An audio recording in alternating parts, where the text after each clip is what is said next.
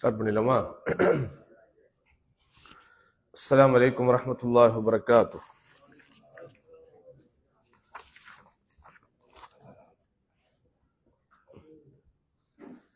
அல்ஹம்துலில்லாஹி ரப்பில் ஆலமீன் வஸ்ஸலாத்து வஸ்ஸலாமு அலா அஷ்ரஃபில் அன்பியாஇ வல் முர்ஸலீன் وعلى آله وصحبه ومن تبعهم بإحسان إلى يوم الدين. أما بعد، اللهم علمنا ما ينفعنا وانفعنا بما علمتنا إنك أنت العليم الحكيم. ربنا وزدنا علما وارزقنا فهما. اللهم صل على محمد وعلى آل محمد كما صليت على إبراهيم وعلى آل إبراهيم إنك حميد مجيد. اللهم بارك على محمد وعلى آل محمد كما باركت على إبراهيم وعلى آل إبراهيم إنك حميد مجيد.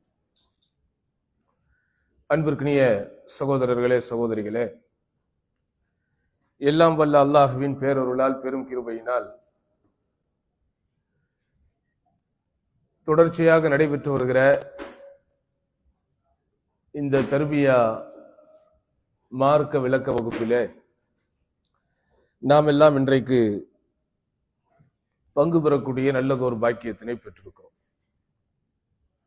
இந்த சிறப்பிற்குரிய சந்தர்ப்பத்தில் 50 ஃபாயிதா மின் கலாம் இப்னுல் கய்யிம் ரஹிமஹுல்லாஹ், இமாம் இப்னுல் கய்யிம் ரஹிமஹுல்லாஹ் அவர்களது நூற்களில் இருந்து துவக்கப்பட்டிருக்கிற 50 பயன்கள் என்கிற தலைப்பில் மரியாதைக்குரிய மார்க்க அறிஞர் சுல்தான் அல் உமரி தொகுத்திருக்கக்கூடிய ஒரு நூலை மையமாக வைத்துத்தான் இந்த வகுப்பு இப்போது நடைபெற்று வருகிறது.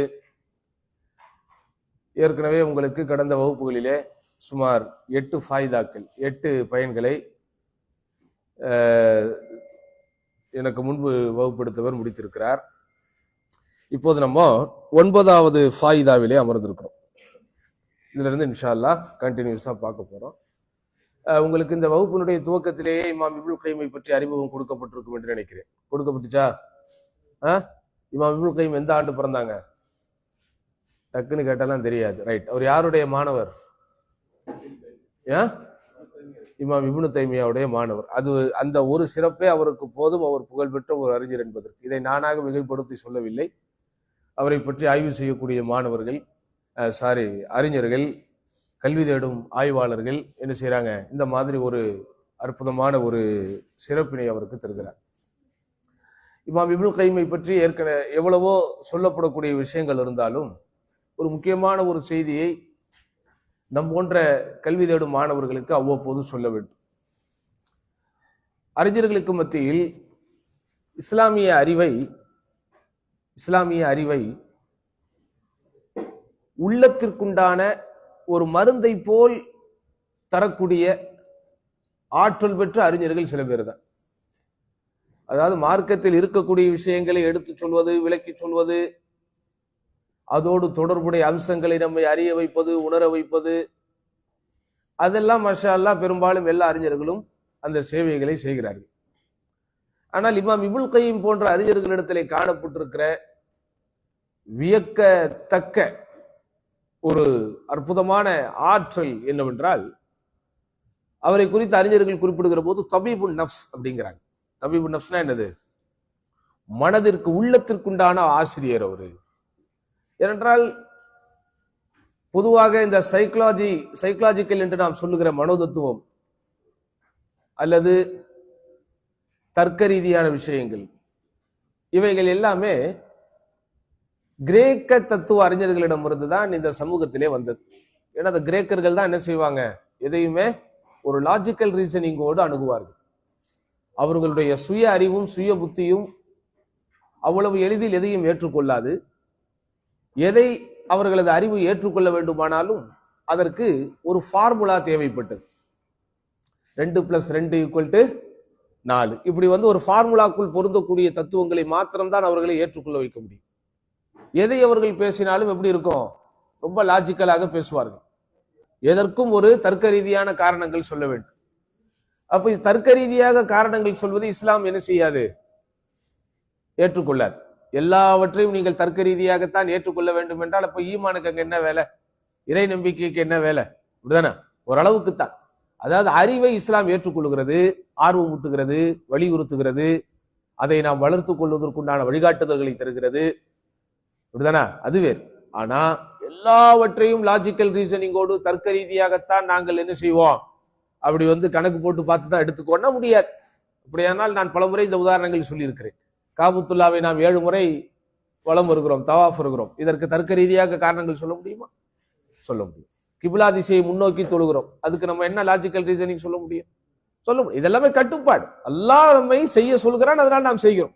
அப்ப அதனால் அந்த கட்டுப்படுதல், அதனால்தான் இஸ்லாத்திற்கு, இஸ்லாம் என்கிற வார்த்தைக்கு அறிஞர்கள் விளக்கம் சொல்லும் போது அல் இஸ்திஸ்லாமு லிர்ரப், முழுக்க முழுக்க அல்லாஹுக்கு சரணடைதலுக்கு பேரு தான் இஸ்லாம்.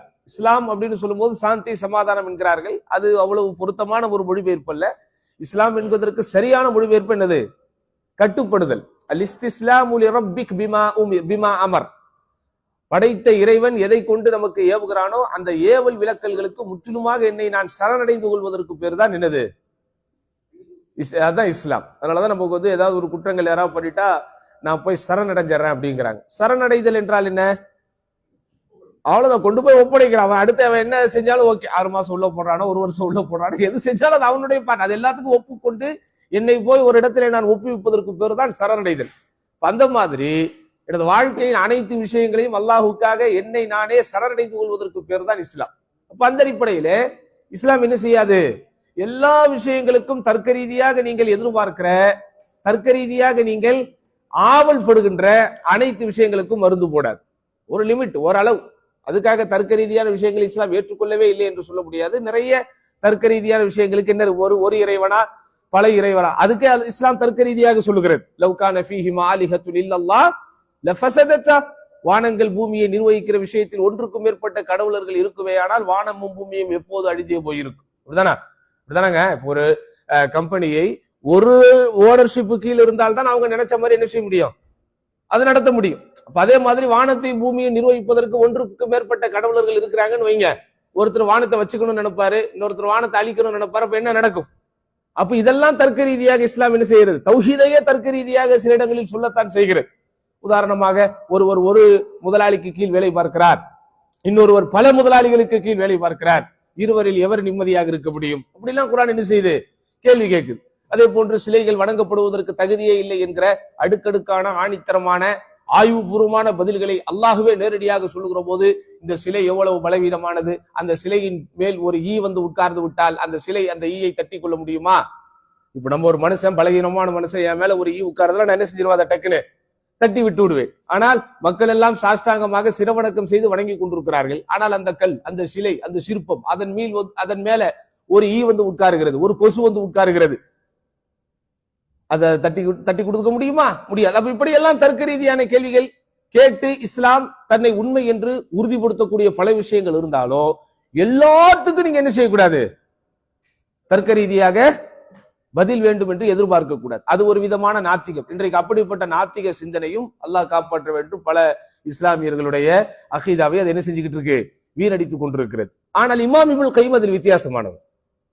அவர் தர்க்க ரீதியாக நிறைய விஷயங்களை அணுகுவார், ஆனால் அதே நேரத்தில் மார்க்கத்தினுடைய எல்லைக்குட்பட்டு இருப்பார். எப்படி? அதனாலதான் இமாம் இப்னு கைம் ரஹிமஹுல்லாஹ் மாஷா அல்லாஹ் அவர் வார்த்தைகளால் வர்ணிக்க முடியாத அளவிற்கு அறிவுலகின் மிகப்பெரிய ஒரு ஆசானாக, டமாஸ்கஸின் அறிவு கதிராக அவர் அல்ஹம்துலில்லாஹ் பல்வேறு விதமான சேவைகளை செய்திருக்கிறார். அப்படிப்பட்ட இமாம் இப்னு கைம் தன்னுடைய வாழ்க்கையில நிறைய தத்துவங்களை சொல்லியிருக்கிறார். நேற்று கூட நான் இந்த தத்துவம் என்கிற வார்த்தைக்கு ஜுபைலிலே பேசும்போது விளக்கம் சொன்னேன். தத்துவம் என்பதை எப்போதும் நாம் பிலாசபி என்றும் ஹிக்மா என்றும் 2 விதமாக வகைப்படுத்துவார்கள். இப்ப நம்ம உலகத்தில் தத்துவம் அப்படின்னு சொல்லும்போது என்ன செய்யறாங்க? பிலாசபி என்கிற வார்த்தைக்குள் கொண்டு வருகிறார்கள். அந்த தத்துவ மேதைகளாக, தத்துவ ஞானிகளாக அறியப்படுகின்ற, தத்துவ ஞானிகளாக ஏற்றுக்கொள்ளப்படக்கூடிய அந்த அறிஞர்களை எல்லாம் பிலாசபிஸ்ட் அப்படின்னு சொல்லுவாங்க. ஆனால் நம்முடைய இஸ்லாமிய மார்க்கத்தின் அறிஞர் பெருமக்கள் யாரெல்லாம் இந்த தத்துவ கலையில் மேலோங்கி இருக்கிறார்களோ அவர்கள் பிலாசபிஸ்ட் அல்ல, அவர்கள் ஹிக்மா. ஹிக்மா என்றால் விஸ்டம், அறிவு சார்ந்த வகைக்குட்பட்ட தத்துவங்களை சொல்வார்கள். இந்த பிலாசபிஸ்ட் என்று சொல்லப்படக்கூடியவர்கள் பெரும்பாலும் நாத்திகர்களாக இருப்பார்கள். அவர்கள் தங்களை ஒரு விஞ்ஞானிகளாக, அறிவியல் ஆய்வாளர்களாக காட்டிக் கொள்வார்கள். அவர்கள் சொல்லுகிற தத்துவங்கள் பெரும்பாலும் எப்படி இருக்கும்? எப்படித்தான் இருக்கும்? மார்க்கம் என்கிற வட்டத்திற்குள் வெளியே நிற்கும். அப்ப பாருங்க, அறிவை புலப்படுத்துகிற, அறிவை வெளிப்படுத்துகிற தர்க்க கலையும் அறிவை வெளிப்படுத்துகிற ஆய்வு ரீதியான ஆற்றலும் எந்த அளவிற்கு இஸ்லாமியமயமாக்கப்பட்ட அடிப்படையில் இருக்க வேண்டுமோ அந்த அடிப்படையில் சுடர் விட்டு ஒளி கொடுத்த ஒரு மாபெரும் அறிஞர் தான் இமாம் இப்னுல் கைம். கல்வி தேடும் மாணவ செல்வங்கள் தங்களுடைய வாழ்க்கையில் படித்தே ஆக வேண்டிய இருவரும் அறிஞர்களுடைய வாழ்க்கை வரலாறு ஒன்று இருக்கிறது என்றால் அது இமாம் இப்னு தைமியா, இமாம் இப்னுல் கைம். அப்படிப்பட்ட இமாம் இப்னுல் கைம் இஸ்லாமிய மார்க்கத்தை பொதுமக்கள் உட்பட எல்லா சாரார்களும் விளங்கிக் கொள்ளும் பொருட்டு மார்க்கத்தினுடைய கருத்துக்களை உள்ளடக்கி ஏராளமான ஹிக்மாக்களை சொல்லியிருக்கிறார், தத்துவங்களை சொல்லியிருக்கிறார். அந்த தத்துவங்களில் சுமார் 50 தத்துவங்கள் ஆன்மீக ரீதியாக நம்மை வளப்படுத்துவதற்கு, மார்க்கத்தினுடைய அறிவை நாம் அதிகப்படுத்திக் கொள்வதற்கு, ஒழுக்கம் சார்ந்த ஒரு அடிப்படையில் நம்முடைய வாழ்க்கையை நாம் மாற்றிக் கொள்வதற்கு, அல்லாஹ்விடத்திலே நெருக்கமாக செல்வதற்குண்டான பாதையை பயணத்தை அமைத்துக் கொள்வதற்கு, இஸ்லாமிய மார்க்கத்தை உளப்பூர்வமாக உள்ளபடியே இதயத்தில் ஏந்திக் கொள்வதற்கு அவர் சொல்லியிருக்கக்கூடிய அந்த தத்துவங்களின் முத்துக்களாக இருக்கக்கூடியவைகளில் ஒரு 50 அமுத சுரபிகளை தொகுத்து ஒன்னா சொன்னார். அதுல 8 தத்துவங்கள் உங்களுக்கு ஏற்கனவே கடந்த வகுப்புகளிலே சொல்லப்பட்டிருக்கிறது. 9வது ஒரு தத்துவம் இதில் ஹலாவத்துல் இஹ்லாஸ் அப்படின்னு ஒரு தலைப்பு போட்டு இஹ்லாஸினுடைய இனிமை அல்லது இஹ்லாஸினுடைய சுவை. இஹ்லாஸ்னா என்னத்தா? உள தூய்மைங்கிறோம். உள தூய்மை என்பது ஓரளவுக்குத்தான் அதற்குண்டான பொருத்தமான அர்த்தமே தவிர இஹ்லாஸ் என்பதற்கு சரியான அர்த்தத்தை சொல்ல வேண்டும் என்றால் அது ஒரு கலப்படம் இல்லாதது அப்படின்னு அர்த்தம். இஹ்லாஸ்னா என்னது? கலப்படம். வேற வேற வேலைக்கு அதுல வேலையே இல்லை, அதான் கலப்படம் இல்லாதது இஹ்லாஸ். இஹ்லாஸ்னா என்னது? கலப்படம். கலப்படம்னா வேற ஒண்ணு அதுல ஜாயிண்ட் ஆகாது. இப்ப அல்லாஹுக்காக நான் செய்கிறேன் என்றால் முழுக்க முழுக்க அல்லாஹுக்காக என்பது மாத்திரம்தான் அதுல இருக்கும். அதை தாண்டி என்ன இருக்காது, அதுல இன்னொரு விஷயம் வராது. அது உலகத்தில் அல்லாஹ்வை தவிர வேறு யாருக்காக நம்ம என்ன செய்ய முடியாது, அதை செய்யவே முடியாது. அது செய்வதும் சரியும் அல்ல. உதாரணமாக நான் ஒரு குறிப்பிட்ட விஷயத்தை ஒரு குறிப்பிட்டவருக்காக செய்கிறேன் என்றால் அது மாத்திரம் இருக்காது, அதோடு இன்னும் சில விஷயங்களும் இருக்கும். உதாரணமாக இப்ப நம்ம இந்த நாட்டில் வேலை பார்க்கிறோம், சவுதி அரேபியாவில நாம் வேலை பார்க்கிறோம். எல்லாரும் வேலை பார்க்கறதுக்கு அடிப்படையான காரணம் என்ன? பொருளாதாரம் ஈட்டுவதுதான், சரிதானா? ஆனால் பொருளாதாரம் ஈட்டுவது என்பதை தாண்டி சில காரணங்கள் இருக்கும் நாம் இந்த நாட்டிலே இருப்பதற்கு. மக்கா மதீனா இப்படிதானே, தாவா சென்டர் அப்படிதானே, இணை வைப்பில்லாத ஒரு சூழல், அருவருப்பான அருவருக்கத்தக்க மானக்கேடான காரியங்கள் பகிரங்கமாக நடக்காமல் இருக்கக்கூடிய ஒரு நாடு, குறிப்பாக குடும்பத்தோடு இருப்பவர்களுக்கு, மனைவி மக்களோடு இருப்பவர்களுக்கு, அந்த பெண்களுக்கு உண்டான பாதுகாப்பு, இப்படி பல விஷயங்கள் நம்மளை என்ன செய்யும், இந்த நாட்டிலே இருப்பதற்குண்டான அந்த காரணங்களில் ஒரு காரணமாக இருக்கும். என்னதான் ஒரு கம்பெனியோட நம்ம கான்ட்ராக்ட் போட்டு அந்த கம்பெனியில டெய்லி 8 ஹவர்ஸ் அவங்களுக்கு வேலை பார்க்கிறோங்கிற ஒரு அக்ரிமெண்டில் நம்ம இருந்தாலும் இந்த நாட்டில் நாம் இருப்பதற்கு அது மாத்திரமே காரணமாக இருக்காது. அதோடு சேர்த்து என்ன செய்யும், இன்னும் நிறைய காரணங்கள் இருக்கு. இப்படிதானே? உதாரணமா இன்னைக்கு லஞ்ச் எல்லாரும் சாப்பிட்டு இனிமே தான் சாப்பிட போறோம் ஃபார் எக்ஸாம்பிள், அப்படிதானே? லஞ்ச் என்ன சாப்பிட போறீங்க? நம்ம என்னத்தான் சாப்பிட போறோம்? அடையார் ஆனந்த பவுல்ல தான் வரப்போகுது. நமக்கு என்ன வரப்போகுது? கப்சா தான் வரப்போகுது, சரிதானா? அப்போ இந்த கப்சா நாம் இப்போது சாப்பிடுவதற்கு என்ன காரணம்? ஏன்னா அதான் இங்க என்ன செய்யறாங்க, ப்ரொவைட் பண்றாங்க, அப்படிதானே? இவங்க நமக்கு கபாபோடு சேர்த்து இன்னும் சில விஷயங்களை கொடுத்தாலும் நம்ம வேணான்னு சொல்ல போறது இல்லை. ஆனா இப்போ லஞ்ச் ஆனா மதிய டைம்ல நம்ம சாப்பிட்டாகணுங்கிறது ஒரு பொதுவான காரணமாக இருந்தாலும் இந்த குறிப்பிட்ட உணவை நாம் சாப்பிடுவதற்கு அது மாத்திரமே காரணம் அல்ல, அதுதான் உங்களுக்கு ப்ரொவைட் பண்றாங்க. எல்லாரும் அதுதான் சாப்பிடுறாங்க. இன்னொன்னு எல்லாத்துக்கும் தோதுவானது அதுதான். நான் பாட்டுக்கு ஒரு குறிப்பிட்ட ஒரு ரெஸ்டாரண்ட் ஆர்டர் பண்றேன்னு வைங்க, அது இவங்களுக்கு எல்லாம் செட் ஆகும், அவங்களுக்கு செட் ஆகாது, அப்படிதானே? ஒரு குறிப்பிட்ட இன்னொரு உணவு கொண்டு வரணும்னு வைங்க, அந்த ஸ்பைஸ் எனக்கு செட் ஆகும், உங்களுக்கு செட் ஆகாது. அப்ப கப்சா அப்படின்னு போது நாட்டினுடைய தேசிய உணவு, எல்லா நேஷனாலிட்டியும் அதை என்ன செய்ய முடியும், கன்சியூம் பண்ணிக்க முடியும். எல்லாரும் அதை சாப்பிடுவாங்க. பெரும்பாலும் அதை சாப்பிடுபவர்களுக்கு நெஞ்செரிச்சலோ மத்த பிரச்சனைகள் வராது. அப்படிங்கிறதுனால இந்த கப்சா என்கிற உணவு நமக்கு ஒரு பொது உணவாக ஆக்கப்பட்டிருக்கு, ஆமாவா இல்லையா? அப்போ எந்த விஷயத்தை நீங்கள் எடுத்துக்கொண்டாலும் அதற்கு அடிப்படையான தலையாய காரணமாக ஒன்று இருந்தாலும் அதற்கு கூடவே என்ன செய்யும், இன்னும் சில காரணங்கள் ஒட்டி கொள்ளும், இன்னும் சில காரணங்கள் சேர்ந்து கொள்ளும். ஆனால் அல்லாஹுக்காக நான் ஒரு காரியத்தை செய்கிறேன் என்றால் அதுல அல்லாஹ்வுக்கு மாத்திரம் தான் இருக்கும். அதனாலதான் அதுல எல்லாராலையும் ஜெயிக்க முடியாது. இப்ப நம்ம எல்லாம் தொழுகிறோமே, முழுக்க முழுக்க அந்த தொழுகை அல்லாஹ்வுக்காக மாத்திரம் தான் அமைக்கப்பட்டிருக்கிறது 100% நீங்க அடிச்சு சொல்ல முடியுமா? சொல்லுங்கத்தா, சொல்ல முடியுமா? நம்ம சாதாரணமா நின்று தொழுதுகிட்டே இருப்போம். டக்குன்னு நமக்கு பக்கத்துல நமக்கு தெரிந்தவர் நிற்கிறார் அப்படின்னும் போது நம்மையும் தெரியாமல் ஒரு பெர்ஃபெக்ஷன் நம்மிடத்துல ஒட்டிக்கொள்ளும். உதாரணமா தொழுவும் போது நம்மை அறியாம நம்ம செய்யக்கூடிய சில சேட்டைகள், நான் உட்பட, இப்படி தாடியை போட்டு இப்படி தடவுறது, இப்படி ட்ரெஸ்ஸை போட்டு இழுக்கிறது, இது சைத்தான் நமக்கு தரக்கூடிய, நம்ம என்ன செஞ்சுக்கணும், அதை we should control, அதை நம்ம கண்ட்ரோல் பண்ணணும், அதை குறைக்கணும். ஆனா எப்போதும் 4-5 முறை செய்யக்கூடிய நான் எனக்கு தெரிந்தவர் பர்க்கத்தில் நின்று தொழுகிறார் அப்படின்னும் போது அந்த 4-5 முறைங்கிறது என்ன ஆகும்? 3 ஆகும், 2 ஆகும். கரெக்டா சொல்றாரு, எக்ஸ்பீரியன்ஸ். சரியா? அப்ப அந்த 4ங்கிறது 3 ஆகும், 2 ஆகும். அப்ப இதுல உங்களுக்கு என்ன விளங்குது? அல்லாஹ்வுக்காகத்தான் நான் வந்திருக்கிறேன், அல்லாஹ்வுக்காகத்தான் நான் தொழுகிறேன். ஆனா என்னுடைய தொழுகையின் ஆரம்பம் முதல் கடைசி வரை அங்குலம் அங்குலமாக முழுக்க முழுக்க அல்லாஹுக்காக மாத்திரம்தான் இருக்கிறது அப்படிங்கிறத நம்ம என்ன செய்ய முடியாது? அறுதிக்கிட்டு உறுதிக்கிட்டு சொல்ல முடியாது. அதனாலதான் இஹ்லாஸ்ங்கிறது ரொம்ப முக்கியம். நம்ம சாதாரணமாக படித்து விட்டு போகிற பாடம் அல்ல இது இஹ்லாஸ். அல்லாஹ்வின் தூதர் ஸல்லல்லாஹு அலைஹி வஸல்லம் அவர்கள் சொல்லுகிறார்கள், ஒரு மனிதர் தொழுது முடிக்கிறார். அந்த மனிதர் தொழுது முடித்ததற்கு பிறகு அந்த தொழுகையில் 10ல் 1 மடங்கை தான், 10ல் 1 பங்கை தான் அவர் பெற்றிருக்கிறார். இன்னொருவர் தொழுது இருக்கிறார், அந்த தொழுகையின் முடிவில் அவர் 10ற்கு 2 என்கிற மதிப்பெண்ணை தான் பெற்றிருக்கிறார். மார்க் போடுற மாதிரி. ஒரு எக்ஸாம்பிள் நம்ம எழுதும் போது ஒருத்தர் 90 வாங்கி இருக்கிறாரு, ஒருத்தர் 80 வாங்கி இருக்கிறார் அப்படின்னா அதை நீங்க அக்சஸ் பண்ண முடியும். அப்படிதானே? அது நீங்க என்ன செய்ய முடியும்? அதை நீங்க அசஸ் பண்ண முடியும். அசஸ் பண்ண முடியும். அதை நீங்க மதிப்பிட முடியும். 2 கேள்வி ஒரு விட்டு இருக்கிறாரு, அதனால 2 மார்க் போயிடுச்சு, அல்லது 4 கேள்வி விட்டு இருக்கிறாரு, அதனால 8 மார்க் போயிடுச்சு அப்படின்னு அதை நீங்கள் ஒரு அசஸ் பண்ணி கணக்கிட்டு சொல்ல முடியும். ஆனால் என் தொழுகையில் 10ற்கு 1 தான் நான் எடுத்திருக்கிறேன், அல்லது 100க்கு 10 மார்க் தான் எடுத்திருக்கிறேன் என்று யாராவது சொல்ல முடியுமா? ஆனால் அல்லாஹ்வால் சொல்ல முடியும். அல்லாஹ்வால் என்ன செய்ய முடியும்? சொல்ல முடியும். அவரும் அதே மாதிரிதான் ஒது செஞ்சிருக்கிறாரு. அவர் ஒதுல ஒரு ருக்குன் விட்டார்னா அவருடைய தொழுகை இன்வாலிட். அவர் என்ன செய்யணும்? அவரை திருப்பிட்டு தொழுகணும். அப்போ ஒது செய்ததுல குறைபாடு இல்ல. அதே மாதிரி தக்பீரத்துல் இஹ்ராம்ல இருந்து தஸ்லீம் வரைக்கும், அல்லாஹ் அக்பர் என்று ஆரம்பிப்பதுல இருந்து அஸ்ஸலாமு அலைக்கும் சலாம் கொடுக்கிற வரைக்கும் முழுமையாக எல்லா ருக்குன்களிலும் அட்டன் பண்ணி இருக்கிறார். ஒரு ரக்காத் 2 ரக்காத் மட்டும் தொழுதுட்டு ஆஹா பிளைட்டுக்கு டைம் ஆயிடுச்சுன்னு டக்குன்னு ஒரு விட்டுட்டு போல. அப்போ பிசிக்கலாக எல்லோரும் செய்யக்கூடிய உதவை தான் அவர் செய்திருக்கிறார். எல்லோரும் அந்த இமாமை பின்பற்றி நின்று தொழுவதை போலத்தான் அவரும் தொழுதிருக்கிறார். ருக்குவிலும் சுஜுதிலும் எல்லோரும் எவ்வளவு நேரம் கொடுத்தார்களோ அவ்வளவு நேரம் தான் அவரும் செய்திருக்கிறார். இவர் ஓதி அதே சூரத்துல் ஃபாத்திஹாவை தான் இவரும் ஓதி இருக்கிறார். ஆனால் பாருங்கள், அந்த தொழுது முடித்ததற்கு பிறகு இந்த தொழுகையிலே இவர் எவ்வளவு பெற்றிருக்கிறார் என்பதை அல்லாஹ் தீர்மானிக்கிற போது உஷுர்னா என்னது? 10ல் 1. அந்த மாதிரி ரசூலுல்லாஹ் சொல்றாங்க. அப்ப இது எதை வைத்து தீர்மானிக்கப்படுகிறது? அந்த தொழுகையில் அவரிடத்திலே காணப்பட்ட இஹ்லாஸை வைத்து தீர்மானிக்கப்படுகிறது.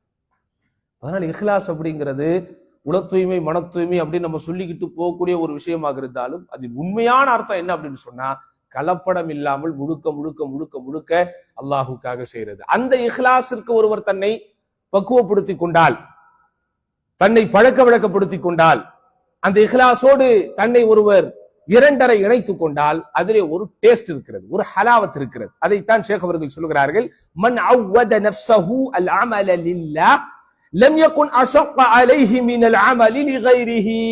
அருமையான வார்த்தை. யார் ஒருவர் தன்னை அல்லாஹுக்காக மாத்திரமே அமல் செய்யக்கூடியதாக பழக்க வழக்கப்படுத்திக் கொள்கிறாரோ அவருக்கு லம் யகுன் அஷக்க அலைஹி மினல் அமலி லிகைரிஹி, அதாவது அவர் அல்லாதவர்களுக்கு அமல் செய்வதை விட மிக சிரமமாக அது அவருக்கு இருக்காது. அப்படின்னா என்ன அர்த்தம்னா, அந்த இஹ்லாஸாக அவர் அமல்கள் செய்து பழகிவிட்டால் அதை விடுவது அவருக்கு ரொம்ப கஷ்டமாயிடும். அல்லாஹ்வுக்காக மாத்திரமே அமல் செய்யக்கூடியவராகவே அவர் தன்னுடைய காரியங்கள் அனைத்தையும் செய்து விட்டால் அல்லாஹ் அல்லாதவர்களுக்காக ஒன்றை செய்வதற்கு மிக சிரமமாக ஆகிவிடும் அப்படின்னு ஷேக் அவர்கள் என்ன செய்யறாங்க சொல்றாங்க. அப்படி புரியுதா உங்களுக்கு? அப்ப இஹ்லாஸ் என்பது இதுல நீங்கள் தெரிந்து கொள்ள வேண்டியது என்னன்னா, அவ்வத நஃப்ஸஹு என்கிற ஒரு வார்த்தை வருகிறது. அப்படின்னா யார் தன்னை பயிற்சி செய்து கொள்கிறாரோ, அப்போ பயிற்சி இல்லாமல் நீங்கள் செய்கிற எந்த முயற்சியும் உங்களுக்கு என்ன செய்யாது? பலனளிக்காது. முயற்சி இல்லாமல் உங்களிடத்திலே எந்த பயிற்சி வந்தாலும் அதுவும் பயனளிக்காது. அப்போ இதுல ஒரு கண்டினியூவேஷன் இருக்கணும். அதுக்குன்னு நீங்க என்ன செய்யணும்? உங்களை தயார்படுத்திக் கொள்ளணும். நமக்கே தெரியாது எதெல்லாம் இஹ்லாஸை பாழாக்கக்கூடிய காரியங்களாக இருக்குமோ என்று தெரியாது. அப்ப இவர்கள் எல்லாவற்றையும் சரி செய்து கொண்டு நம்ம என்ன செய்யணும்? நம்முடைய நஃப்ஸை அல்லாஹுக்காக மாத்திரமே அமல்கள் செய்யக்கூடியவர்களாக மாற்றிக்கொண்டால் அவருக்கு அந்த அமல்களை விட்டு விடுவது என்பது மிக மிக சிரமத்திற்குரிய ஒன்றாக மாறிவிடும் அப்படிங்கிறார். அடுத்த ஃபாயிதா அல் ஆஷரா, 10வது பயன்பாடு. இதுல காயிதா ஃபில் இன்திஃபாஇ பில் குர்ஆன், குர்ஆனை கொண்டு பயன்பெறுவதில் உள்ள முக்கியமான ஒரு சட்டம். இப்போ குர்ஆனை கொண்டு பயன்பெறணும் அப்படிங்கிறது நம்ம எல்லாத்துக்குமே தெரியும். ஆனா எல்லாராலையும் முடியுதா அப்படிங்கிறது தான் ஒரு கேள்வி. குர்ஆனை ஓதினால் அழுகை வரும் அப்படின்லாம் நிறைய பயான்களை நம்ம சொல்லியிருக்கிறோம், நிறைய பயான்களை கேட்டிருக்கிறோம். ஆனா என்னைக்காவது நம்ம அழுது இருக்கிறோமா? அப்படிதானே? சஹாபாக்களை பற்றியும் சலஃபு சாலிஹீன்களை பற்றியும் வரக்கூடிய அந்த அவர்களுடைய பேணுதல் மிக்க வாழ்க்கை அப்படின்னு சொல்லும் போதே அதுல ரொம்ப முக்கியமானது எதுல வருதுன்னா அந்த குர்ஆனை கொண்டுள்ள விஷயங்கள்ல தான் வருது. உதாரணமா ஒரு இளம் வயது நபி தோழர் சொல்கிறார், ஆயிஷா ரலியல்லாஹு அன்ஹா அவர்களை சந்திப்பதற்காக நான் காலையில் என்ன செஞ்சேன், வீட்டுக்கு போனேன். அப்போ ஒரு குறிப்பிட்ட குர்ஆனுடைய வசனத்தை அவங்க ஓதி அழுதுகிட்டே இருந்தாங்க. ஆஹா, ரொம்ப குர்ஆனை ஓதி அழுதுகிட்டு இருக்கிறாங்களே, சரி நம்ம அவங்களை டிஸ்டர்ப் பண்ண வேண்டாம் அப்படின்ட்டு நான் என்ன செஞ்சேன், உள்ள போவாம திரும்ப நான் கடை தெருக்கெல்லாம் போய் என்னுடைய வேலைகள் எல்லாம் முடிச்சுட்டு வந்து நான் பார்க்கிறேன், திரும்பவும் அதே நிலையில் அவங்க என்ன செஞ்சாங்க, அந்த குர்ஆன் வசனத்தை ஓதி ஓதி அழுது கொண்டிருந்தார்கள். இதெல்லாம் ரொம்ப நெகிழ்ச்சியாக உணர்வுபூர்வமாக அந்த முன்னோர்களை பற்றி சொல்லி வரக்கூடிய ஒரு செய்தி தான். அதே போல நம்ம இந்த ஹரம்கள் எல்லாம் தொழுவும் போது நீங்க பாத்தீங்கன்னா சில கட்டங்கள்ல, குறிப்பா இந்த ரமதானுடைய காலங்கள்ல இந்த குனூத் ஓதும் போதோ அல்லது இந்த காரிகள் ரொம்ப உணர்வுபூர்வமாக ஓதும் போதோ நம்மையும் மீறி நமக்கு அழுகை வரும். ஆனால் அந்த அழுகை அந்த குர்ஆனுடைய வசனங்களை நாம் சிந்தித்து பார்த்து அந்த குர்ஆனுடைய வசனங்கள் நமக்கு ஏற்படுத்தக்கூடிய அந்த கனப்பரிமாணத்தால் அழுகை வருகிறதா அல்லது அங்க இருக்கிற சூழல் நம்மை அழ வைக்கிறதா அப்படிங்கிறதெல்லாம் இன்னொரு விஷயம். அப்படிதானே? நான் ஏற்கனவே இதை கூட என்னுடைய உரையிலே சொல்லியிருக்கிறேன். ஒரு முறை இப்படித்தான் அரபு தெரிந்த மக்கள் ஷேக் அவர்கள் ரொம்ப உணர்வுபூர்வமாக உருக்கமாக ஓதி கொண்டிருப்பதை செவிமடுத்து அழுகிறார்கள். பக்கத்தில் இவர் ஒரு அஜ்னபி, இவருக்கு அந்த குர்ஆனுடைய வசனங்களுடைய அர்த்தங்கள் எல்லாம் தெரியவில்லை, ஆனாலும் இவர் அழுகிறார். அப்ப அழுது முடித்ததற்கு பிறகு அந்த அரபு நாட்டை சேர்ந்தவர் அவரிடத்திலே கேள்வி கேட்கிறார்கள். இப்போது இமாம் ஓதினார், அந்த வசனங்கள் மறுமையை குறித்தும் நமக்கு ஒரு அச்சத்தை ஏற்படுத்தக்கூடிய விதத்திலும் இருந்தது. அப்ப அந்த அர்த்தங்கள் எங்களுக்கு தெரிந்ததுனால நான் அழுகுறேன், நீங்க ஏன் அழுதீங்க அப்படின்னு கேட்கிறார். எப்படி அவர் கேட்கிற கேள்வி நியாயமான கேள்வியா இல்லையா? மறுமையை பற்றியும் ரொம்ப உருக்கமான விஷயங்களை பத்தி பேசுது. அப்ப அது போய் எங்க ஹார்ட்டை டச் பண்ணுது, நாங்க அடக்க முடியாம என்ன செய்யறோம், அழுகுறோம். நீ அழுதிய, நீ எதுக்குப்பா அழுத அப்படின்னு கேட்கிறார். ரொம்ப ஒரு அழகான, அதை விட ரொம்ப ஹார்ட் டச்சிங்கான ஒரு பதில சொன்னார்.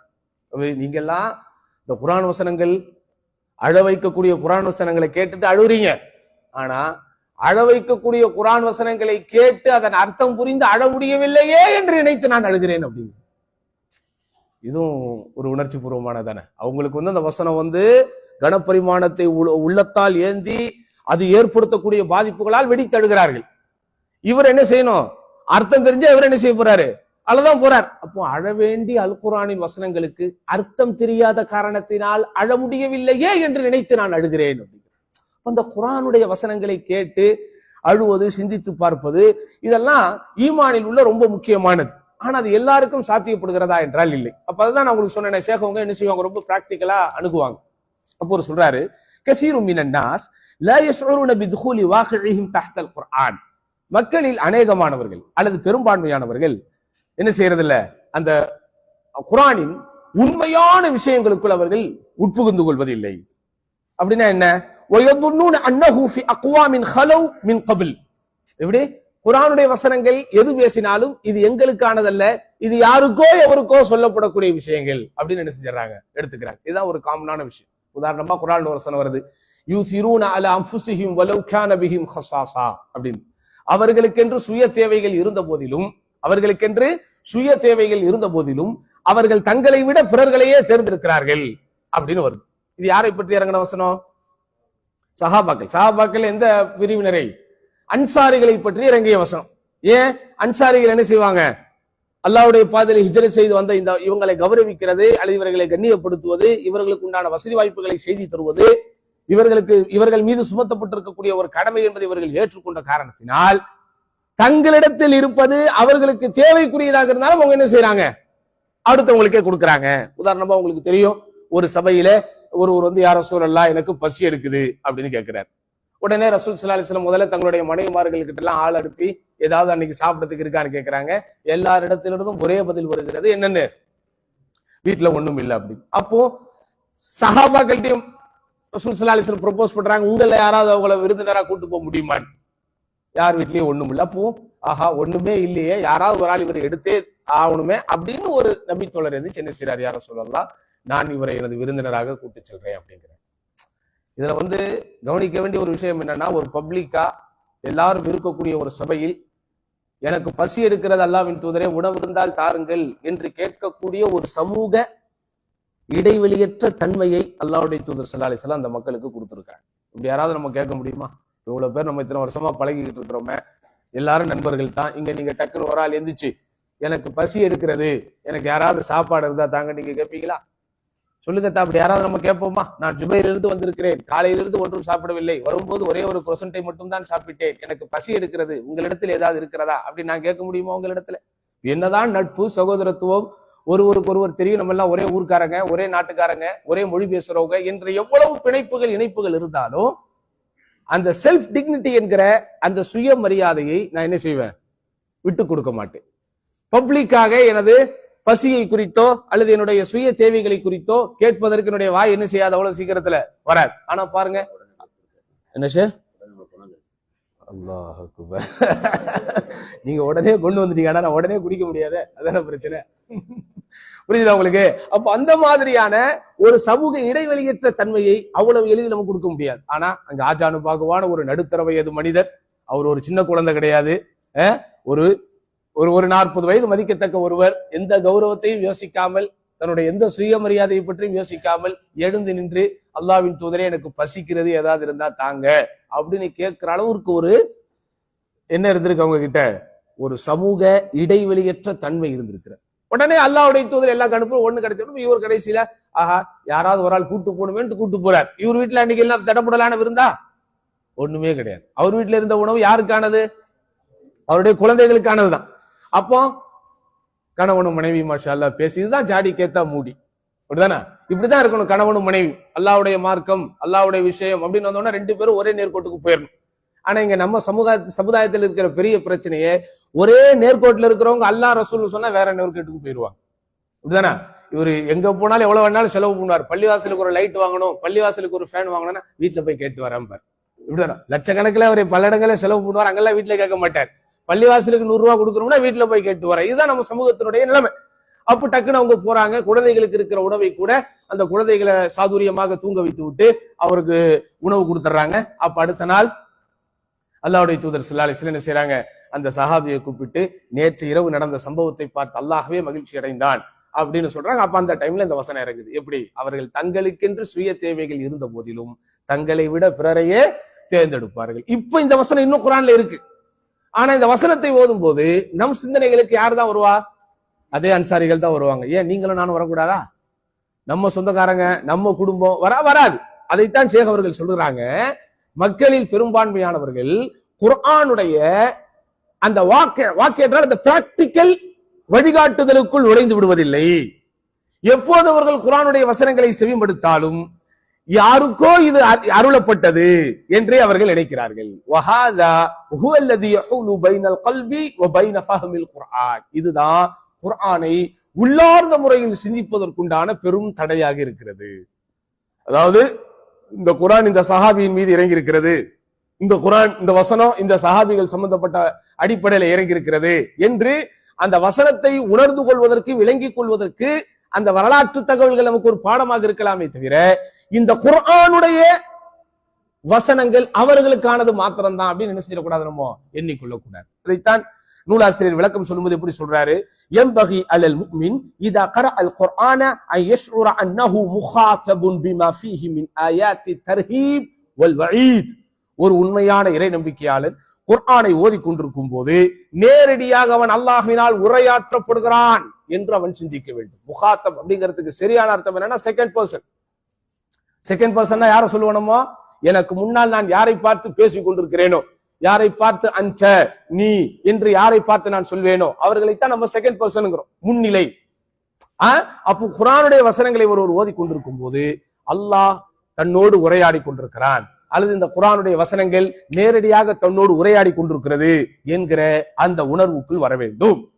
يظن أن المنهيات الواردة في القرآن أقوى من آخرين. குர்ஆனில் தடை செய்யக்கூடிய விஷயத்திலே எதையெல்லாம் வருகிறதோ, இதை செய்யாதே, அதை செய்யாதே, அப்படி இருக்காதே, இப்படி இருக்காதே என்று தடை செய்யக்கூடிய அடிப்படையில் எவைகளெல்லாம் வருகிறதோ அவைகளெல்லாம் வரும்போது இது யாருக்கோ எவருக்கோ என்று எண்ணக்கூடாது. فلو قرأ آيات في تحريم الغيبة أو النهي عن حقوق الوالدين ونحو ذلك فليراجع نفسه. புறம் பேசக்கூடாது, பெற்றோர்களுக்கு நோவினை செய்யக்கூடாது என்பன போன்ற வசனங்களை அவன் வாசிக்கும் போது, ஆஹா, இந்த வசனம் என்னை குறித்தே பேசுகிறதே, என்னிடத்தில் இருக்கக்கூடிய குறைபாடுகளை எனக்கு சொல்லித் தருகிறதே என்று அவன் சுய பரிசோதனை செய்ய வேண்டும்.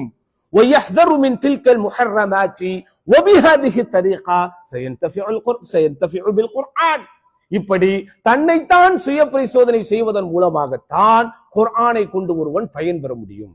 அப்ப இந்த மாதிரி ஒரு அடிப்படை நம்முடைய வாழ்க்கைக்குள் வராதவரை குர்ஆனை கொண்டு என்ன செய்ய முடியாது, நம்ம பயன் பெறவே முடியாது. கடைசி வரைக்கும் எப்படி பார்வையாளர்களாகவே வந்துவிட்டு பார்வையாளர்களாகவே போய் விடுகிறோமோ, அதுபோல கடைசி வரைக்கும் அந்த குர்ஆனை ஓதி கொண்டிருப்பவர்களாகவோ அல்லது அந்த குர்ஆனுடைய வசனங்களுக்கு யாராவது விளக்கம் சொல்லும் போது செவிமடுக்கக்கூடியவர்களாகத்தான் இருப்போமே தவிர உள்ளபடியே அது உள்ளே சென்று நமக்கு இடையில என்ன செய்யாது, மாற்றங்கள் செய்யாது. அப்போ என் அன்பார்ந்தவர்களே, நன்றாக நீங்கள் புரிந்து கொள்ள வேண்டும், குர்ஆனை கொண்டு நீங்கள் பயன்பெற வேண்டும் என்றால் அதற்கு எவ்வளவோ வழிகள் இருந்தாலும் எளிய வழியாக நம்முடைய ஷேக் அவர்கள் சொல்கிறார்கள், இமாம் அவர்கள் சொல்கிறார்கள், எப்படி எந்த வசனங்கள் உங்கள் செவிகளிலே விழுந்தாலும் அல்லது எந்த வசனங்களை நீங்கள் வாசித்தாலும் அதில் உள்ளே இருக்கக்கூடிய கருத்து உன்னை பற்றி தான் முதலில் பேசுகிறது என்று நீ புரிந்து கொள். ஆனா நம்ம அப்படி எடுத்துக்கவே மாட்டோம். நம்ம என்ன செய்யறது இல்ல, அப்படி எடுத்துக்கிறதே இல்லை. எந்த விஷயங்கள் இருந்தாலும் அடுத்தவர்களை பற்றிய அந்த பிம்பங்கள் தான் நம்முடைய நினைவுகளுக்கும் சிந்தனைகளுக்கும் வருமே தவிர நம்மிடத்துல என்ன குறைகள் இருக்கிறது, நம்மை நாம் எப்படி சரி செய்ய போகிறோம், நம்மை நாம் எப்படி சரி செய்து நம்முடைய இந்த பிரச்சனைகளை சீர் செய்ய போகிறோம் என்கிற அந்த எண்ணங்கள் வராது. அதை என்ன செய்யறாங்க, ஷேக் அவர்கள் நமக்கு விளக்கி சொல்றாங்க. அடுத்து 11வது ஃபாயிதா, 11வது தத்துவம் அல்லது பயன், பைன தாஅத்தி வல் மஅசியத்தி, பாவத்திற்கும் புண்ணியத்திற்கும் இடையிலே இருக்கிற வித்தியாசம் அல்லது நன்மைக்கும் தீமைக்கும் இடையே இருக்கிற வித்தியாசம். இங்கே ஷேக் அவர்கள் நன்மை தீமை பாவம் புண்ணியம் என்று சொல்வதெல்லாம் அமல்களில் நாம் செய்யக்கூடிய நன்மைகள், பாவங்களில் நாம் செய்யக்கூடிய தீமைகள், இதையெல்லாம் அல்லாஹ் செய்யும்படி நம்மை ஆர்வம் ஊட்டி இருக்கிறானோ அப்படிப்பட்ட விஷயங்களை நாம் செய்கிற போது அவைகள் எல்லாம் நன்மையான காரியங்கள் என்று வருகிறது. எதையெல்லாம் செய்யக்கூடாது என்று அல்லாஹ்வும் அல்லாஹ்வுடைய ரசூல் நம்மை தடுத்திருக்கிறார்களோ அவைகளை செய்கிற போது மஅசியா பாவம் என்று வருகிறது. ஒரு உண்மையான முஃமின் பாவம் செய்வதை குறித்தும் நன்மையை செய்வதை குறித்தும் எப்படிப்பட்ட அளவுகோல் அவனிடத்தில் இருக்க வேண்டும், இது ரொம்ப முக்கியம். இஸ்திக்லாலுல் மஅசியா ذنبுன் வஸ்திக்சாரு தாஅ ذنبுன், ஒரே வார்த்தையில முடிச்சிட்டாங்க. அதாவது பாவத்தை சாதாரணமாக நினைப்பதும் பாவம், நன்மைகளை மிக பெரிதாக நினைப்பதும் பாவம். அது என்ன பாவத்தை சாதாரணமாக நினைப்பது? பாதுன் நாஸ் யஃஅலுல் மஅசியா வலக்கின்னஹு லா யஸ்தஷ்இரு خطرஹா, மக்களிலே சிலர் பாவங்களை செய்கிறார்கள், ஆனால் அந்த பாவங்களை குறித்த பாதிப்பினை குறித்து பெரிதாக அவர்கள் அலட்டிக் கொள்ள மாட்டாங்க. வகது யுஜாஹிரு பிஹா அமாமன் நாஸ், நாங்க அந்த காலத்துல அதெல்லாம் செஞ்சோம், இப்படி எல்லாம் செஞ்சோம், நேத்து கூட நான் அதை தான் செஞ்சேன் என்று செய்த பாவத்தை மக்களிடத்துல பகிரங்கமாக பேசுவது. வஹாதா கத் வகஅ ஃபீ முஸீபத்தின் கபீரா, இப்படிப்பட்ட அடிப்படையிலே யார் இருக்கிறாரோ அவர் மிகப்பெரிய சோதனைகளை விழுந்து விட்டார். لأن قلة الحياء من الله والجرأة على المعاصي تدل على فساد قلبه, யார் இப்படி அல்லாஹ்வுடைய விஷயத்தில் குறைவான வெட்கம் கொண்டவராக இருக்கிறாரோ, பாவங்களை துணிந்து செய்கிறாரோ அவரது உள்ளம் பாழடைந்து விட்டது என்பதற்கு இதுவே சான்றாக இருக்கிறது. அதாவது என்ன கருத்து அப்படின்னு சொன்னா, பாவத்தை செஞ்சுட்டு எதுவுமே நடக்காததை போல இருப்பது, பாவத்தை செஞ்சுட்டு எதுவுமே நடக்காததை போல இருப்பது. பாவங்கள் என்றால் என்ன? அல்லாஹ் தடை செய்திருக்கக்கூடிய ஹராமான எந்த காரியங்களாக இருந்தாலும் சரி, அதனுடைய ஒழுக்கம் சார்ந்த விஷயங்களாக இருக்கட்டும் அல்லது இபாதத்துகள் சார்ந்த விஷயங்களாக இருக்கட்டும் அல்லது பிறருடைய ஹக்குகள் பிறருடைய உரிமைகள் சார்ந்த விஷயங்களாக இருக்கட்டும் அல்லது நம்முடைய தனிப்பட்ட வாழ்க்கையிலே நம்முடைய வியாபார வாழ்க்கையிலே அல்லது நம்முடைய பொது வாழ்க்கையிலே ஏற்படக்கூடிய பாவங்களாகட்டும், இந்த பாவங்கள் எல்லாம் செஞ்சுட்டு அதை பற்றி ஒரு பொருட்டாகவே நினைக்காமல் அப்படியே கடந்து போகும், இதுவும் பாவம். ரெண்டாவது ஒரு சாரார் இருக்கிறாங்க, அவங்க யார் தெரியுமா? ஃபைன்னல் முஃமின கத் யஃஅலு தாஆ, சில இடத்திலே சில பேர் இப்படி இருக்கிறார்கள், அவர்கள் இறை நம்பிக்கையாளர்கள் தான், ஏதேனும் நன்மைகளை செய்து விடுகிறார்கள், செய்துவிட்டு வயுஜபு பிஹா, பெரிய நன்மையை செய்து விட்டோம் என்று தன்னைத்தானே பெரிதாக நினைத்துக் கொள்கிறார்கள். வயஷ்உரு பில் குரூர், நம்மள மாதிரி ஒரு சிறந்தவர்கள் இந்த உலகத்துல யாருமே கிடையாது, இன்னைக்கு காலையில ஆன் டைம்ல ஃபஜ்ர் போய் நான் பள்ளிவாசல்ல இமாம் ஜமாத்தோட தொழுதுட்டேன், என்னைய மாதிரி ஒரு அவுலியாவே கிடையாது என்று தன்னைத்தானே நினைத்துக் கொள்கிறார்கள். வஹதா தன்பு ஹஃபீ, இதுவும் ஒரு மறைமுகமான ஒரு பாவம் தான். யுஅஸ்ஸிரு அலா குபூலில் அமல், அதாவது நன்மைகள் செய்துவிட்டு நீங்கள் பெருமிதமாக இருந்து விட்டால், நன்மை செய்துவிட்டு உங்களை நீங்கள் பெரிய விஷயமாக கருதிவிட்டால் உங்களுடைய அமல்கள் ஏற்றுக்கொள்ளப்படாமலேயே போய்விடும். இதுதானா? நான் பலமுறை இந்த உதாரணம் சொல்லி இருக்கிறேன். தொழுகெல்லாம் முடிச்சுட்டு இமாம் அஸ்ஸலாமு அலைக்கும் ரஹ்மத்துல்லான்னு சொன்னதுக்கு அப்புறம் நீங்க முதல்ல என்ன சொல்றீங்க? அல்லாஹ் கிட்ட ஏன் என்ன பாவமா செஞ்சீங்க அஸ்தக்ஃபிருல்லான்னு சொல்லத்துக்கு? அஸ்தக்ஃபிருல்லானா என்னத்தான் அர்த்தம்? அல்லாஹ் உன்னிடத்தில் பாவ மன்னிப்பை தேடுகிறேன். உலகத்திலேயே புனிதமான காரியம்னா என்னது? தொழுக. உலகத்திலேயே புண்ணியமான காரியம்னா என்னது? தொழுக. மறுமையின் சொர்க்கத்தின் திறவுகோல் தொழுக. அடியானுக்கும் அல்லாஹுக்கும் இடையில் ஒரு நெருக்கத்தை ஏற்படுத்தக்கூடியது தொழுக. மக்களை அதிகமாக சொர்க்கத்திலே நுழைவிப்பதற்கு காரணமாக இருப்பது தொழுக. கலிமாவிற்கு பிறகு மார்க்கத்தின் முதன்மையான தூணாக இருப்பது தொழுக. இப்படிப்பட்ட தொழுகையை முடித்துவிட்டு முதலாக உங்களுடைய உதடுகள் உள்ளத்திலிருந்து உதிர்க்கிற வார்த்தை அஸ்தக்ஃபிருல்லாஹ், யா அல்லாஹ் நான் பாவ மன்னிப்பை கேட்கிறேன். ஏன் அப்படி கேட்கிறீங்க? ரெண்டு விஷயம் அதுல. ஒண்ணு, இந்த தொழுகை நான் உங்களுக்கு ஏற்கனவே சொன்ன மாதிரி 100% பர்ஃபெக்ஷனோட இருந்திருக்குன்னு நீங்க கட்டியம் கூட முடியுமா? உறுதி கொடுக்க முடியுமா? அப்ப நம்மையும் அறியாமல் அங்க என்ன நடந்திருக்கும்? ஏதாவது சின்ன சின்ன சில்லறை தவறுகள், குற்றங்கள், குறைகள், குளறுபடிகள், பலவீனங்கள் நடந்திருக்கும். அப்ப அதெல்லாம் ரெக்டிஃபை பண்ணி யா அல்லாஹ் ஏத்துக்கோ. இது நம்பர் 1. இரண்டாவது முக்கியமான காரணம், தொழுது விட்டேனே என்கிற அந்த இருமாப்பு எனக்கு வந்து விடக்கூடாது. தொழுது விட்டேனே என்கிற அந்த திமிரி எனக்கு வந்து விடக்கூடாது. தொழுது விட்டேன், நான் மிகப்பெரிய நன்மையை செய்து விட்டேன், என்னை மீறி யாரும் இந்த உலகத்துல நல்லவங்க கிடையாது என்கிற எண்ணம் எனக்கு வந்து விடக்கூடாது என்பதற்காகத்தான் நீங்க என்ன சொல்றீங்க? அஸ்தக்ஃபிருல்லாஹ் என்கிறீர்கள். அப்போ நன்மைகளை செய்து விட்டோமே என்கிற அந்த இருமாப்பும் என்னதான்? பாவம். அப்போ நன்றாக பார்த்துக் கொள்ளுங்கள் சகோதரர்களே. ஒரு மனிதன் வீழ்வதற்கு பாவங்கள் மாத்திரமே காரணங்களாக இருக்காது. சில கட்டங்களில் புண்ணியங்களும் காரணங்களாக ஆகிவிடும்.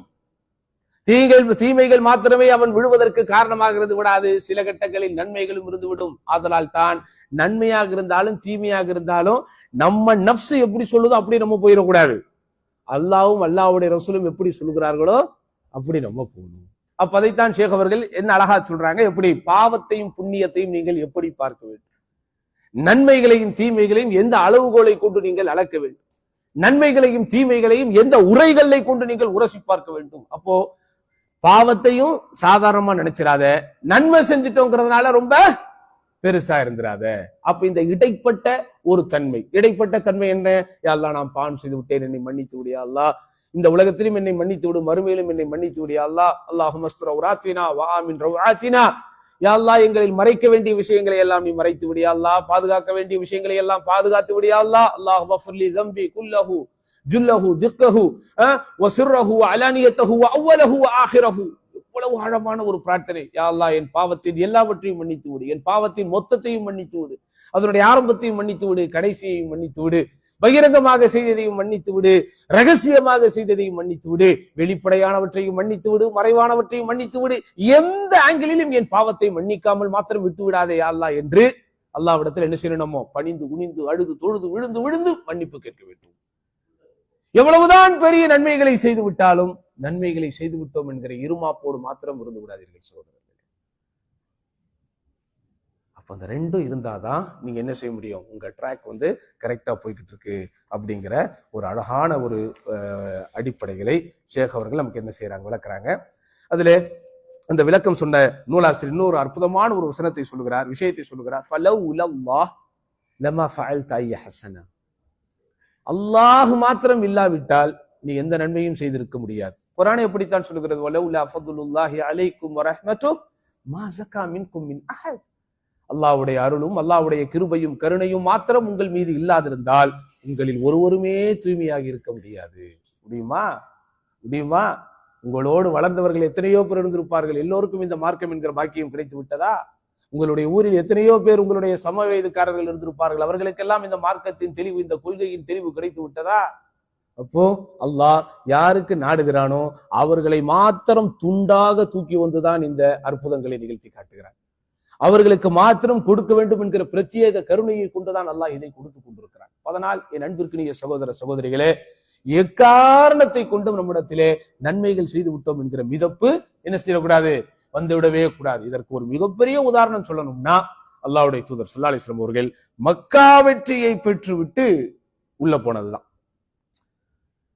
ஒவ்வொரு மனிதனுடைய வாழ்க்கையிலும் சகோதரர்களே ஒரு ஹையஸ்ட் மிஷன் அல்லது ஒரு விஷன் அப்படின்னு ஒண்ணு இருக்கும். இதை நம்ம முடிச்சிட்டோம்னா அதை தாண்டி ஒண்ணுமே இல்லை அப்படிங்கிற அளவுக்கு ஒண்ணு இருக்கும் எந்த மனிதனாக இருந்தாலும். அப்படிதானே? இப்போ ஒரு எலெக்ஷன்ல நடக்குது, கேம்பெயின் நடக்குது, அதுல உச்சக்கட்ட அவங்களுடைய டார்கெட் என்ன?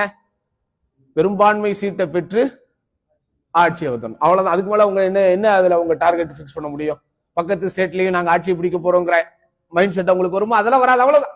அப்போ ஒரு மாநிலத்திலோ அல்லது ஒரு தேசத்திலோ ஒரு தேர்தலில் ஒரு கூட்டம் இருக்கிறது என்றால் அவர்களுடைய உச்சக்கட்ட டார்கெட்டை பெரும்பான்மை சீட்டை பிடித்து ஆட்சியை பிடித்து விட வேண்டும். அந்த மாதிரி அல்லாஹ்வுடைய தூதர் ஸல்லல்லாஹு அலைஹி வஸல்லம் அவர்களுக்கு சுமத்தப்பட்டிருக்கக்கூடிய உச்சக்கட்ட டார்கெட்டே என்ன? எந்த மக்காவிலிருந்து விரட்டடிக்கப்பட்டார்களோ மீண்டும் அந்த மக்கா அல்லாஹ்வின் தூதர் ஸல்லல்லாஹு அலைஹி வஸல்லுடைய கட்டுப்பாட்டின் கீழ் வருவதுதான். அதை தாண்டி அல்லாஹ்வின் தூதர் ஸல்லல்லாஹு அலைஹி வஸல்லம் அவர்களுக்கு அன்றைய காலகட்டத்திலே ஒரு பெரிய ஆசை இருந்ததா? பெரிய லட்சியம் இருந்தது. இஸ்லாம் பரவ வேண்டும் என்கிற லட்சியம் தான். அப்படிதானா? அது அல்லாஹ்வுடைய தூதர் ஸல்லல்லாஹு அலைஹி வஸல்லம் சேவை செய்தார்கள், வேலை செய்தார்கள். அது பாட்டுக்கு நடந்தது. பரிபூரணமான முறையில் குர்ஆன் அருளப்பட வேண்டும், அது ஒரு முறையில் நடந்தது. அப்போ இந்த உலகத்தின் ஆட்சி அதிகாரம் என்று பார்க்கும்போது உச்சக்கட்டமாக அல்லாஹ்வின் தூதர் ஸல்லல்லாஹு அலைஹி வஸல்லம் சுந்தனைக்கு எதை டார்கெட்டாக பிக்ஸ் பண்ண முடியுமோ அந்த டார்கெட்டை அல்லாஹ்வுடைய தூதர் ஸல்லல்லாஹு அலைஹி வஸல்லம் அச்சீவ் பண்ணிட்டாங்க. ஆரம்ப காலத்திலே மக்காவிலிருந்து அவர்கள் மதீனாவிற்கு விரட்டி அடிக்கப்படும் போது ஒரு வசனம் ஒன்று இறங்கியது. இன்னல்லதி ஃபரத அலைக்கல் குர்ஆன் லராத்துக இலா மஆத். நபியே நபியே, எந்த இறைவன் உங்கள் மீது இந்த குர்ஆனை இறக்கினானோ அருளினானோ நிச்சயம் வாக்களிக்கப்பட்ட இடத்திற்கு உங்களை அவன் மீட்டும் கொண்டு வருவான். அப்போ அல்லாஹ்வுடைய தூதர் ஸல்லல்லாஹு அலைஹி வஸல்லம் ஹி வாஸ் வெயிட்டிங். அவங்க வெயிட் பண்ணிக்கிட்டு இருந்தாங்க, காத்து கொண்டிருந்தார்கள், எப்போது நாம் மீண்டும் மக்காவிற்கு போகிறோம் என்று. அப்ப அல்லாஹ்வின் தூதர் ஸல்லல்லாஹு அலைஹி வஸல்லம் 10 ஆண்டு கால பயணமும் மதீனாவில் அவர்கள் ஆட்சி செய்து கொண்டிருந்த அந்த 17 அல்லது 13 ஆண்டு கால பயணமும் எதை நோக்கிதான்? அந்த 10 ஆண்டு கால பயணமும் மக்கா வெற்றி தான். அதை ஹிஜ்ரி 7 என்று நினைக்கிறேன், அல்லாஹ்வுடைய தூதர் ஸல்லல்லாஹு அலைஹி வஸல்லம் ஹிஜ்ரி 8 என்று நினைக்கிறேன். அல்லாஹ்வின் தூதர் ஸல்லல்லாஹு அலைஹி வஸல்லம் அவர்களுக்கு அல்லாஹ் சுப்ஹானஹு வ தஆலா அதை பாத்தியப்படுத்தி கொடுத்து விட்டான், சாத்தியப்படுத்தி கொடுத்து விட்டான். எப்படியாப்பட்ட வெற்றி, எப்படியாப்பட்ட ஒரு உயர்வு வார்த்தைகளால் வர்ணிக்க முடியாது. யாரெல்லாம் தன்னுடைய அதாவது கையில் இருக்கிற உடைவாளை உள்ளே வைக்கிறானோ அவனுக்கெல்லாம் பாதுகாப்பு. அப்படின்னா அதாவது உடைவாள் என்பது சகோதரர்களை தற்காப்புக்காக எல்லோரும் வைத்துக் கொண்டிருக்கக்கூடிய ஒரு ஆயுதம். அந்த ஆயுதத்தை கூட எவனும் வெளியே எடுக்கக்கூடாது, உள்ள வைகடா என்று சொல்லக்கூடிய அளவிற்கு ஒரு ஆளுமை இன்றைக்கு அல்லாஹ்வின் தூதருக்கு இருந்துச்சு. யாரெல்லாம் காபத்துல்லாவிற்கு உள்ளே போய் தன்னை ஒளிந்து வைத்துக் கொள்கிறானோ அவனுக்கு பாதுகாப்பு. யார் அப்படி நெஞ்சை நிமித்திட்டு வெளியே நிக்க முடியாது. எல்லாம் போய் சரண்டராய் அப்படி அமைதியா போய் உள்ள போய் உட்காரணும். மன் தகல தார் அபி சுஃபியான் ஃபஹு ஆமீன். யாரெல்லாம் அபூ சுஃபியானுடைய வீட்டிற்கு உள்ளே போகிறானோ அவனுக்கு பாதுகாப்பு. அப்ப அபூ சுஃபியானுக்கு ஒரு அங்கீகாரத்தை அல்லாஹ்வுடைய தூதர் கொடுத்தாலும் சத்தம் போடாம ஒரு வீட்டுக்குள்ளே யாரும் போயிடணும், யாரும் நின்றுகிட்டு என்ன செய்யக்கூடாது, நீங்க ஆர்ப்பாட்டம் செய்யக்கூடாது, அடாவடித்தனம் செய்யக்கூடாது என்று ஒட்டுமொத்த மக்காவின் மக்களே அல்லாஹ்வின் தூதருடைய கட்டுப்பாட்டிற்கு கீழ் அமைதியாக இருந்த அந்த சந்தர்ப்பத்தை அல்லது சம்பவத்தை சஹாபாக்கள் விவரிக்கும் போது சொல்லுகிறார்கள், அல்லாஹ்வுடைய தூதர் ஸல்லல்லாஹு அலைஹி வஸல்லம் தங்களுடைய வாகனத்திலே தங்களுடைய ஒட்டகத்திலே பணிந்தவராக குனிந்தவராக வந்தார். அல்லாஹ்வின் தூதருடைய தாடியும் அல்லாஹ்வின் தூதருடைய நாடியும் அப்படியே அந்த ஒட்டகத்தோடு ஒன்றோடு ஒன்று இணைந்து விட்ட அளவிற்கு பணிவோடு உள்ளே போனார்கள். இது உங்களுக்கு என்ன விளங்குது? உச்சகட்டமாக ஒரு மனிதனுடைய வாழ்க்கையில எதை அச்சீவ் பண்ணணுமோ அதையே அச்சீவ் பண்ணிவிட்டு அல்லாஹ்வின் தூதர் ஸல்லல்லாஹு அலைஹி வஸல்லம் ரொம்ப சாதாரணமா இருந்தாங்க. சுப்ஹானல்லாஹ். ஆனா இன்னைக்கு நம்முடைய வாழ்க்கை எப்படி இருக்குது? நாம் செய்யக்கூடிய அமல்களை விட அதிகம் அமல் செய்தவர்கள் இந்த உலகத்தில் யாரும் இல்லையா? நாம் சம்பாதித்ததை விட அதிகமாக பணங்காசை வைத்திருப்பவர்கள் இந்த உலகத்தில் யாரும் இல்லையா?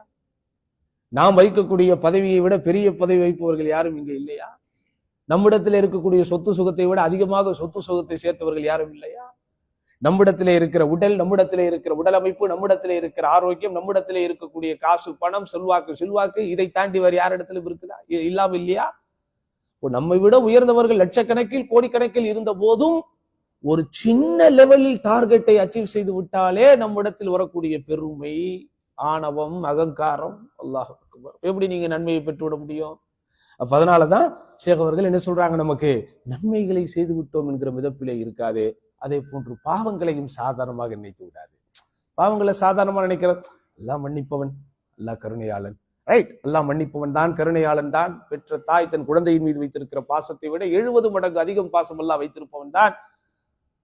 ஆனால் அதே நேரத்திலே வேண்டுமென்றே அல்லாஹ்வுடைய தண்டனையை குறித்த அச்சம் இல்லாமல் நீங்கள் பாவத்தை நினைச்சிடக்கூடாது, சாதாரணமாக நினைத்து விடக்கூடாது. இதுவும் ஒரு விஷயம்தான்.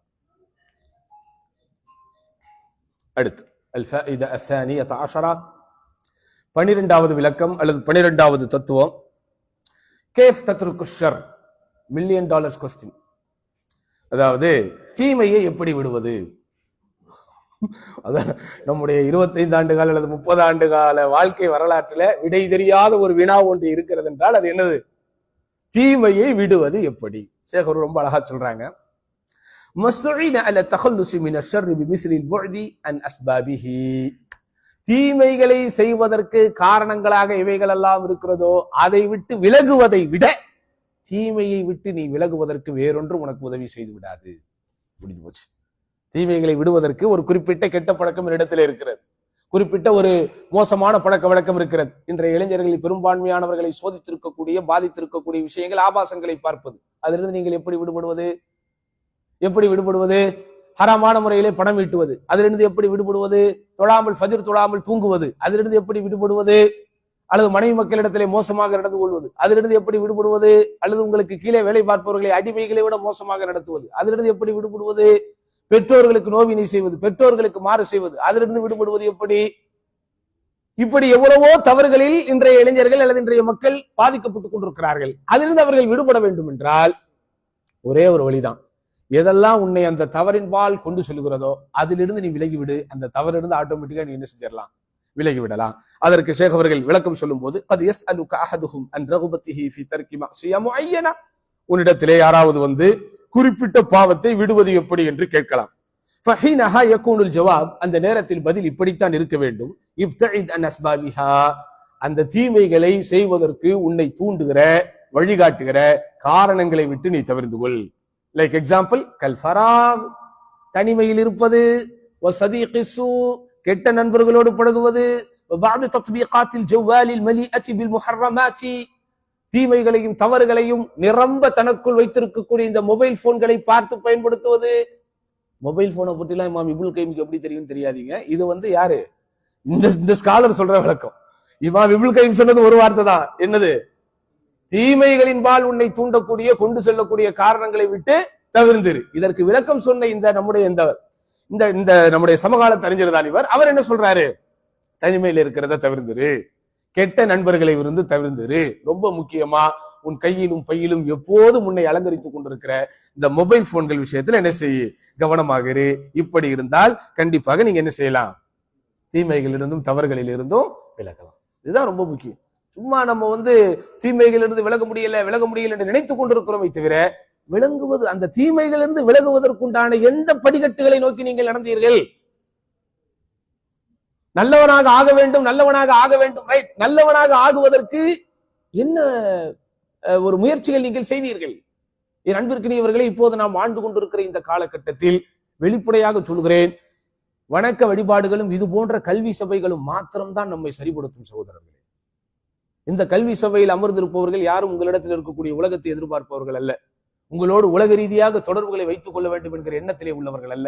முழுக்க முழுக்க முழுக்க முழுக்க நம்மை நாம் சீர்படுத்திக் கொள்ள வேண்டும், நம்மை நாம் பதப்படுத்திக் கொள்ள வேண்டும், நம்மை நாம் பண்படுத்திக் கொள்ள வேண்டும், நம்மை நாம் ஒரு உண்மையான முஸ்லிமாக மாற்றிக்கொள்ள வேண்டும் என்கிற அந்த ஆர்வத்திலும் அந்த ஆசையிலும் தான் நம்ம என்ன செய்யறோம்? அல்ஹம்துலில்லாஹ் இது போன்ற கல்வி சார்ந்த சபைகளில் பங்கெடுக்கிறோம். அப்ப இந்த சபைகளில் பங்கெடுப்பவர்கள், இங்கே பேசப்படக்கூடிய பேச்சுக்களை உள்ளார்ந்த ரீதியில் எடுத்துக்கொள்பவர்கள், நிச்சயம் அவர்களுக்கு வாழ்க்கையிலே மிகப்பெரிய ஒரு மாற்றம். அப்படி மாறியவர்கள் தான் நாம். உலகத்தை கொஞ்சம் சிந்தித்து பாருங்கள், எப்படி வாழ்ந்து கொண்டிருக்கிறார்கள், எப்படிப்பட்ட அடிப்படையுடைய வாழ்க்கை போய் கொண்டிருக்கிறது. மார்க்கத்தை பற்றியோ, மரணத்தை பற்றியோ, மன்னரையை பற்றியோ, மறுமையை பற்றியோ எந்த சிந்தனையும் எந்த கவலையும் இல்லாமல் ஒரு பெருங்கொண்ட கூட்டம் வாழ்ந்து கொண்டிருக்கிறது. அதே மாதிரி நம்முடைய வாழ்க்கையும் போலாமா? அதே மாதிரி நம்முடைய வாழ்க்கை இருக்கலாமா? அப்போ நம்முடைய வாழ்க்கையில் ஒரு மாற்றம் வர வேண்டும் என்றால் குறிப்பாக பாவங்களில் விடுவதில் தான் இருக்கிறது. அதனாலதான் ஷேக் அவர்கள் தொடர்ந்து விளக்கம் சொல்றாங்க, லிஅன்ன குல்ல மஅசியத்தின் லஹா அஸ்பாப். எந்த பாவமான காரியமாக இருந்தாலும் அந்த எல்லா பாவமான காரியங்களுக்கும் சில காரணங்கள் இருக்கிறது. எல்லா பாவமான காரியங்களுக்கும் சில காரணங்கள் இருக்கிறது. வயுகாசு அலா ذلك, இப்படி கணக்கெடுத்து ஐயு ஷர்ரின் யகூனு ஃபி ஷக்ஸி அவ் ஃபில் முஜ்தமஇ ஃபஇன்னனா நகூல் லினுஃபக்கிர் ஃபி அஸ்பாபி உஜூதிஹி. இப்போ எந்த ஒரு தனி மனிதன் சார்ந்த தவறாக இருந்தாலும், ஒரு சமூகம் சார்ந்த தவறாக இருந்தாலும், ஏனென்றால் தவறுகள் சகோதரர்களே தனி மனிதன் சார்ந்த ஒரு தவறு இருப்பதை போலவே சமூகம் சார்ந்த தவறுகளும் இன்றைக்கு இருக்கிறது. சமூகம் சார்ந்த தவறுகளும் இன்றைக்கு இருக்கிறது. இன்றைக்கு உலகம் ஆரம்பித்து உலகளாவிய அளவில் ஆரம்பித்து நாம் வாழ்ந்து கொண்டிருக்கக்கூடிய ஒரு மாநிலம் வரைக்கும் ஒரு திரைத்துறையில் இருந்தும் சினிமா பிரபலங்களாக இருப்பவர்களும் வந்து ஆட்சியை பிடிக்கக்கூடிய அளவிற்கு உண்டான ஒரு சூழல் இருக்கிறது என்றால் இது தனி மனிதனின் தவறு மாத்திரமா? ஒரு சமூகத்தினுடைய தவறு. சினிமாவை ப்ரொமோட் பண்ணது யாரு? யாருங்க? ஸ்கூல்ல நீங்க போனீங்கன்னா சினிமா, ஒரு ஃபங்க்ஷன்ல போனீங்கன்னா சினிமா, ஒரு ஸ்போர்ட்ஸ் டேவா அங்க சினிமா, ஒரு ஆனுவல் டேவா அங்க ஒரு சினிமா, கல்ச்சுரல் டேவா ஒரு கல்ச்சுரல் கலாச்சார நிகழ்ச்சிகளா அங்க சினிமா. இன்றைக்கு பிள்ளைகளுடைய பன்முக திறமையை மேடையில் காட்டுவதற்கு சினிமாவை தாண்டி ஏதாவது இந்த பொது சமூகம் சிந்திக்கிறதா? ஆடணும், பாடணும், டிராமா நடிக்கணும், அப்ப இப்படி எல்லாவற்றையும் இவர்களே ப்ரொமோட் செய்துவிட்டு தேசிய அளவில் தரக்கூடிய உச்சபட்ச விருதுகளாக என்னவெல்லாம் இருக்கிறது, அவார்ட்ஸ் அண்ட் ரிவார்ட்ஸ், விருதுகள், அர்ஜுனா விருது என்கிறார்கள், பத்மபூஷன் என்கிறார்கள், பத்ம விபூஷன் என்கிறார்கள், என்னென்ன மோஷன் என்கிறார்கள். இதெல்லாம் யாருக்கு கொடுக்கப்படுது? சொல்லுங்கத்தா, யாருக்கு தான் கொடுக்கப்படுது? எந்த ஒரு பொருளாக இருந்தாலும் அதை சந்தைப்படுத்துவதற்கு யாரை கொண்டு வந்து இவன் நடிக்க வைக்கிறான்? ஒரு சோப்பு, ஒரு சீப்பு, ஒரு சின்ன சின்ன உபகரணங்கள் ஆரம்பித்து மிகப்பெரிய விஷயங்களாக இருக்கக்கூடிய ஒரு கார் போன்ற எந்த விஷயங்களாக இருந்தாலும் அது கொண்டு போய் மக்களிடத்திலே சேர்ப்பதற்கு யார் இன்னைக்கு அம்பாசிடர்ஸ், யாரு அதுக்கு தூதுவர்கள்? அட, பண பரிவர்த்தனை செய்கிற ஒரு இந்தியன் பேங்கோட ஆப்பை நீங்கள் ஓபன் பண்ணுங்கள், அதிலேயும் ஒரு சினிமா பிரபலம் தான் வந்து நிற்கிறான். இப்படி சின்ன சின்ன சில்லறை விஷயங்கள் ஆரம்பித்து தேசத்தின் அடையாளங்களாக பார்க்கப்படக்கூடிய எல்லா விஷயத்திற்கும் சினிமாவை கொண்டு வந்து வைத்து விட்டு, தேசிய கீதமா அது சினிமா மாதிரி தான் பாடுறது, தேசப்பற்றா அதுக்கு 4 சினிமா, இப்படி எல்லாவற்றையும் சகோதரர்களே ஒரு சமூகம் இந்த தீமைகளை, இந்த மிகப்பெரிய ஒரு தீமையை பொதுமையப்படுத்திவிட்டு மார்க்கம் என்கிற அந்த வட்டத்திற்குள் இருப்பவர்களை தவிர வெளியே இருக்கிற யாராக இருந்தால் உன்னுடைய பொழுதுபோக்கு என்னன்னு கேளுங்களேன். என்னத்தான் சொல்லுவாங்க? வாட்சிங் மூவிஸ். இன்னைக்கு நமக்கு சீரா தாத்தி, அதாவது பயோடேட்டாவே உங்களிடத்திலே வரும்போது நீங்க அந்த பயோடேட்டால ஹாபிஸ் என்னது, என்னுடைய பழக்க வழக்கங்கள், என்னுடைய விருப்பத்திற்குரியவைகள் என்றவன் பட்டியல் போடும்போது அதுல என்னதான் இருக்குது? சினிமா.